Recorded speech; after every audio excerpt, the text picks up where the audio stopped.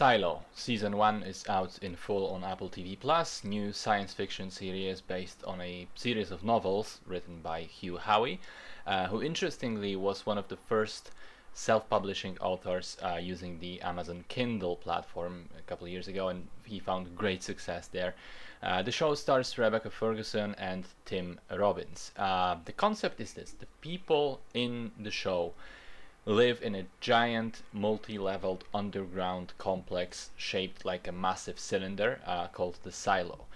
They have limited technology and very limited knowledge about the world and its history. What they know is that there's about 10,000 of them inside the Silo. They don't know who built the Silo and put them there. They don't know how long ago that happened, and they know that there's been some sort of natural or man-made disaster outside which made the world uninhabitable, and they don't know when it's going to be safe to leave. The kicker is that you would expect that they're not allowed to leave, but they are in fact not prevented from leaving if someone chooses to go and says so in the presence of someone else. They are in fact forced to go outside. And everyone that does seems to die within essentially minutes of leaving, in full view of the cameras outside. One day a man who was chasing after a mysterious hard drive containing various information from the past is murdered, killed, or at least dies in an apparent suicide, but it's very shady, so the people suspect that he was killed. And his lover tries to help the sheriff in solving the case. And that's how the story starts, and I don't want to spoil where it goes, because it's one of those mystery type shows where discovering the plot is in fact most of the fun. Now, I love the show. I think it's very, very well done, and I think it scratches the same itch that Lost did years ago. And here are the two main reasons why I think it works so well. First of all, the world building and the way in which the mysteries are presented to us. The show does a great job of not spoon-feeding us all the information, but rather letting us learn how things work through watching them unfold. It's also well constructed in terms of having a good pace of answering the questions that it presents and creating more questions to follow. And of course we'll have to see in the future seasons how well that develops. I mean, Lost was a good example of a show where that kind of got out of hand with questions never being answered actually. But so far it has been fascinating to explore the world of the Silo.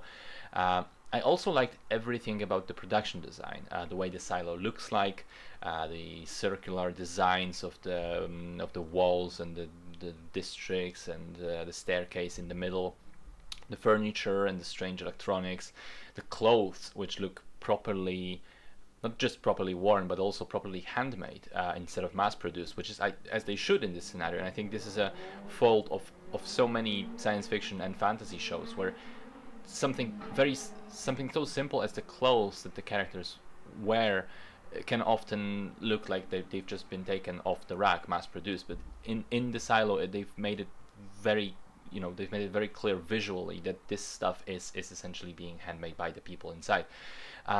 It's therefore very easy to immerse yourself in this world. Secondly, though, the second reason why it works so well is I loved the way the characters are handled in this show. It's made very, very clear, very fast, that there is no plot armor to be had, that people we may think of as main characters are never safe and can die if the story demands it. There are almost no plot contrivances, and everyone acts reasonably and within their motivations and capabilities.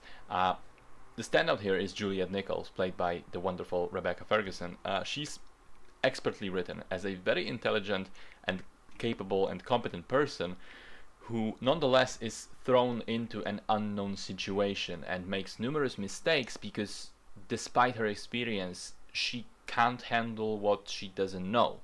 She repeatedly does what she thinks is best in a given situation, but because she doesn't follow the politics and the nuances of that situation that she's suddenly thrust into, she has to suffer the consequences of those choices. It was very refreshing to watch a character whose actions do create drama, but it's absolutely not bad writing or the character being stupid. It also helps, I think, that Rebecca Ferguson plays Juliet to perfection. I mean, I loved Ferguson ever since she started showing up on Mission Impossible. I thought she had a remarkable screen presence, and in my opinion, she's just one of the most attractive people in Hollywood right now. And then I thought she was also perfectly cast as Lady Jessica in Dune, and really inhabited the character very well. So I wasn't surprised by how much I enjoyed her work here, but it bears repeating that she plays a very different character than those two I mentioned. And she does a terrific job of bringing Juliet to life in a lot of ways, including a certain physicality, the way she carries herself and walks and interacts with other people. Really splendid job.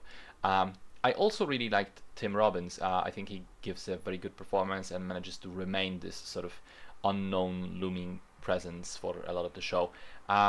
The one element of the entire season that I didn't quite like was Common, who plays Sims.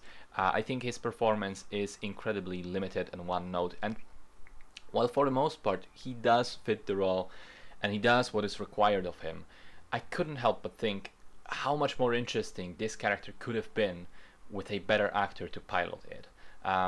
In any case, though, Silo ended up exceeding my expectations as a remarkably excellent science fiction mystery show. Basically, another smash hit in Apple's catalog. The service continues to impress me with its new shows coming out. I wholeheartedly recommend checking it out and hope that the next seasons manage to keep up the quality. And in the meantime, I myself intend to start reading the books.